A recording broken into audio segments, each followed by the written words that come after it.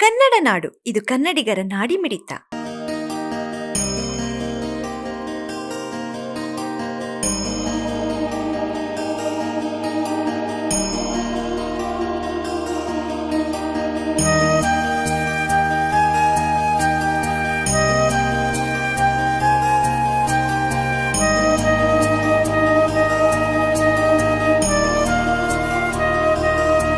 ಶ್ರಾವಣ ಮಾಸದ ಮೊದಲ ಪ್ರಮುಖ ಹಬ್ಬವಾದ ನಾಗರ ಪಂಚಮಿಯನ್ನು ವಿಜಯನಗರ ಜಿಲ್ಲೆಯಾದ್ಯಂತ ಅತ್ಯಂತ ಭಕ್ತಿ, ಶ್ರದ್ಧೆ ಹಾಗೂ ಸಡಗರ ಸಂಭ್ರಮದಿಂದ ಆಚರಿಸಲಾಯಿತು.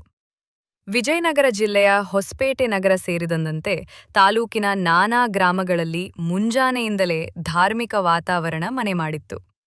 ವಿವಿಧ ದೇವಾಲಯಗಳ ಆವರಣದಲ್ಲಿರುವ ನಾಗದೇವತೆಗಳ ಕಲ್ಲು ವಿಗ್ರಹಗಳಿಗೆ ಹಾಗೂ ಹುತ್ತಗಳಿಗೆ ಭಕ್ತರು ಭಕ್ತಿಯಿಂದ ಹಾಲೆರೆದು ಪೂಜೆ ಸಲ್ಲಿಸಿದರು.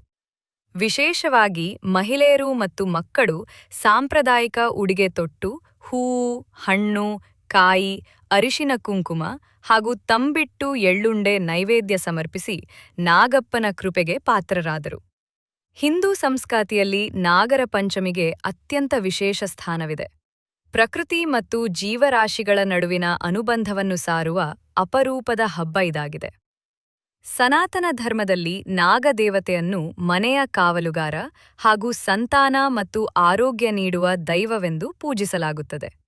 ನಮ್ಮ ಕೃಷಿ ಪ್ರಧಾನ ದೇಶದಲ್ಲಿ ಹಾವುಗಳನ್ನು ಬೆಳೆ ನಾಶಪಡಿಸುವ, ಕ್ರಿಮಿಕೀಟಗಳನ್ನು ನಿಯಂತ್ರಿಸುವ ರೈತನ ಮಿತ್ರ ಎಂದು ಗೌರವಿಸಲಾಗುತ್ತದೆ. ನಾಗರ ಪಂಚಮಿಯ ದಿನದಂದು ಸಹೋದರಿಯರು ತಮ್ಮ ಸಹೋದರರ ದೀರ್ಘಾಯುಷ್ಯ ಮತ್ತು ಶ್ರೇಯಸ್ಸಿಗಾಗಿ ನಾಗದೇವನಲ್ಲಿ ಪ್ರಾರ್ಥಿಸುವುದು ತಲೆತಲಾಂತರಗಳಿಂದ ಬಂದ ಪ್ರತೀತಿ. ಸಮಗ್ರ ಸುದ್ದಿಗಳಿಗಾಗಿ ತಪ್ಪದೆ ನೋಡಿ ಕನ್ನಡ ನಾಡು ವಾಹಿನಿ. ಸಬ್ಸ್ಕ್ರೈಬ್ ಮಾಡಿಕೊಳ್ಳಲು ಕೂಡಲೇ ಪಕ್ಕದಲ್ಲಿ ಕಾಣುವ ಬೆಲ್ ಐಕಾನ್ ಕ್ಲಿಕ್ ಮಾಡಿ ನೋಟಿಫಿಕೇಶನ್ ಪಡೆಯಿರಿ.